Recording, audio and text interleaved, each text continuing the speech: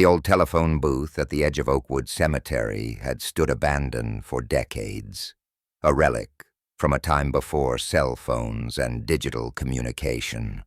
Nobody quite remembers when the calls started coming in, but the first one happened on a rainy Tuesday evening when the cemetery caretaker heard an unmistakable ringing echoing through the grounds. When Harold, the caretaker, finally mustered the courage to answer, he heard the trembling voice of Margaret Winters, who, according to town records, had passed away in 1973. Margaret spoke of her grandchildren she never met, of regrets that lingered beyond the grave, and of messages she desperately needed to deliver to the living.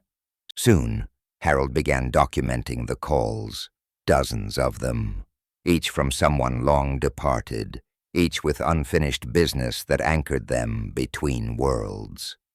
Word spread through the small town, and soon the living began to make pilgrimages to the booth, hoping for one last conversation with their departed loved ones. Some calls brought closure, others reopened wounds, but each connection defied the ultimate barrier that had separated mankind since the beginning of time.